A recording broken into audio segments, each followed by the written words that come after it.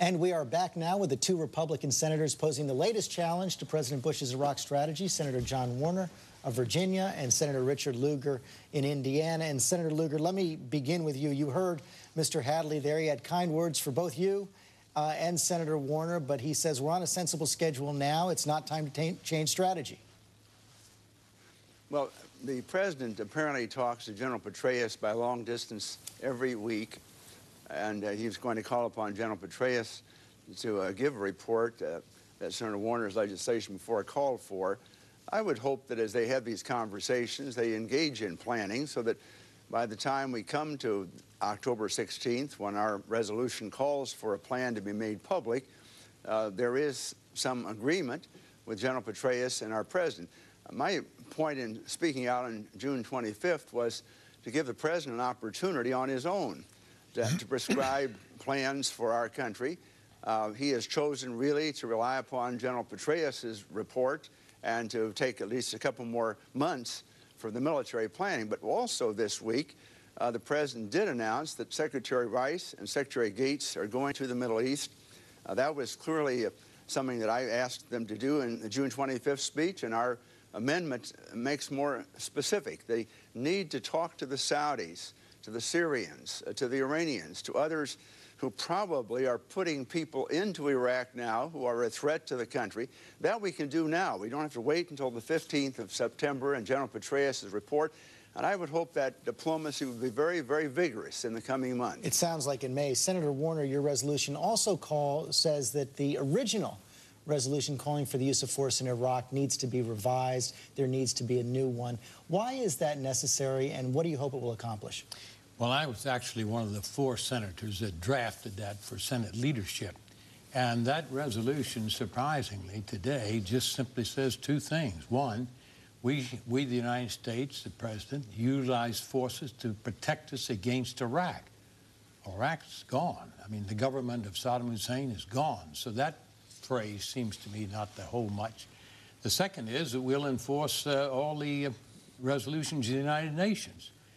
So it really does not embrace what the missions are today and the missions that are likely to take place with our forces. So what should a new resolution look like? No, we very respectfully call on the president to make proposals to the Congress next fall such that on the anniversary, which is October, on that anniversary, we can hopefully come together in the Congress and revise that resolution so that our forces fighting and the world can see there's clear support between the Congress and the president's mission, as he's likely to modify it in the fall. If the current mission were put up for a vote today, it wouldn't pass, would it?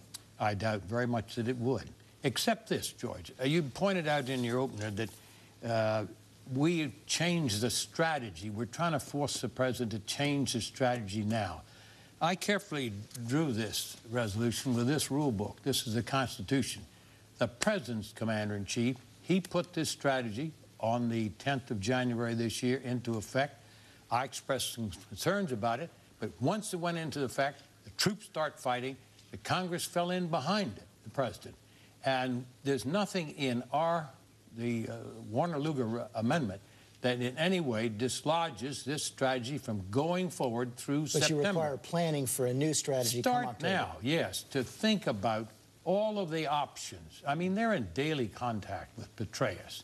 It's not as if suddenly something will burst upon the scene in September. And be prepared, because those 2 weeks in September are going to be critical. You've got a convergence of the reports of Petraeus, the Ambassador Crocker, General Jones is, according to the law we wrote here, David Jones, former Commandant of the Marine Corps, volunteered, together with a dozen or so officers and professional police chiefs. Yesterday, they just got back from a week's trip to Iraq to study the proficiency, viability, the professionalism, and the will to fight of the Iraqi forces. Senator Lugar, Senator Reid, the Majority Leader spokesman, Jim Manley, said that the Democrats prefer a binding approach, a timeline. And have you reached out to Democrats, and do you believe you can get support from them for your amendment this week, enough votes to cross the 60-vote threshold? We have reached out. I'm hopeful that, in fact, most Democrats support our amendment just as a matter of common sense. I think that Senator Reid's thoughts are in error to this extent that we really don't have the power in the Congress right now to bind the president to specific dates or specific policies, except in the extreme case that in an appropriation bill we would cut off the money for our troops in Iraq. Now, Senator Reid and Democrats and Republicans are not prepared to do that and should not ever even contemplate that. What we're asking is the Congress can advise the president. It can draw up, as Senator Warner has pointed out, the rationale for our fighting at all. It can certainly encourage the diplomatic mission, and that may require some more legislation to be supportive, perhaps a permanent arrangement in which the countries come together and keep talking for several years, supporting Iraq with money, denying troops, keeping an eye on each other, making certain that the Turks and the Kurds do not get into a war even while we're worrying about Anbar province or Diyala and what have you. These are things that I hope in a bipartisan way we might reach out to do, because we are not going to be able to challenge, and should not, the constitutional position of the President and the Congress at this point. Perhaps no cutoff of funds, Senator Lugar, but listening to Mr. Hadley, reading the interim report this week, it doesn't appear that the Iraqi government is going to be able to meet the benchmarks that you all have set out for them come September. It doesn't seem that there's going to be any major change. So if there isn't, will senators come together in a bipartisan fashion then to compel a change in strategy? Well, I'm not certain how we compel a change in strategy. My own common sense leads me to believe the President, probably Mr. Hadley, General Petraeus, are all trying to think through the fact that we have tremendous obligations all over the world. We have a very stretched military situation. There are reports of recruiting difficulties, even for the Army, in May and in June.